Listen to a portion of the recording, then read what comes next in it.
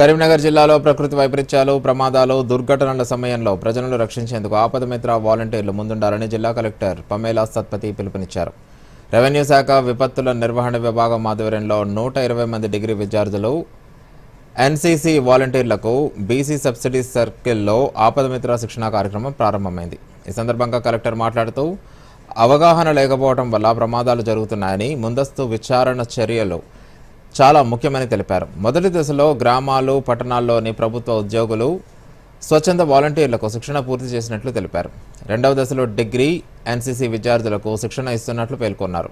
Fire, police, Panchayati Raj, వైద్య, పశుసంవర్ధక, cyber శాఖల అధికారుల సహకారంతో ఈ శిక్షణ నిర్వహిస్తున్నట్లు తెలిపారు. జిల్లా అగ్నిమాపక అధికారి శ్రీనివాసరెడ్డి మాట్లాడుతూ ప్రకృతి వైపరీత్యాలు, పాము, కుక్కకాటు, అగ్ని ప్రమాదం, సిపిఆర్, షార్ట్ సర్క్యూట్, వరదలు, రోడ్డు ప్రమాదాల సమయంలో తీసుకోవాల్సిన చర్యలపై శిక్షణ ఇస్తున్నామని తెలిపారు. ఆపద మిత్ర శిక్షణ పొందిన వారు ప్రమాద నివారణలో ముందుంటారని, ఈ నైపుణ్యంతో తమను రక్షించుకోవడంతో పాటు ఇతరుల ప్రాణాలు కాపాడతారని పేర్కొన్నారు. శిక్షణలో పాల్గొన్న విద్యార్థులు మాట్లాడుతూ నేర్చుకున్న నైపుణ్యాలు, మెళకువలు ఆపద సమయంలో సేవలందించడానికి ఉపయోగపడతాయని, ప్రమాదాలను ఎదుర్కొనేందుకు సిద్ధంగా ఉన్నామని తెలిపారు. ఆ ప్రెజెన్స్ ఆఫ్ మైండ్ రావడం అనేది ఇలాంటి ట్రైనింగ్ ఉంటే కొంత దానికి డెఫినెట్లీ హెల్ప్ అవుతుంది. చిన్న ఎగ్జాంపుల్స్ చెప్తాను. సో అందరూ ఇంటిలో ఇప్పుడు వేడి నీళ్ళు చేసుకోవడానికి అది ఇమర్షన్ రాడ్ ఉంటుంది.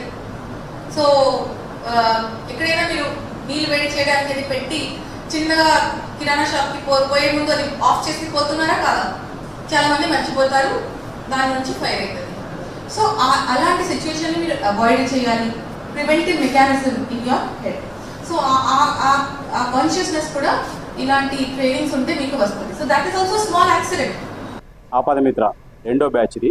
మనకు రెగ్యులర్ డే టు డే లైఫ్లో సంభవించే ప్రమాదాలు కానీ, విపత్తులు కానీ, వీటి నుంచి మనం ఎలా నివారణ ఉపాయాలు తీసుకోవాలి, మనం ఒకవేళ నిజంగా ఎదురైతే మనం ఏం చేయాలి సమాజంలో, తర్వాత మన కళ్ళ ముందు ఎవరైనా పడిపోతే సిపిఆర్ ఎలా చేయాలి అని అన్ని రకాల డిజాస్టర్స్ మీద వీరికి స్పెషల్ ట్రైనింగ్ ఇవ్వడం జరుగుతుంది.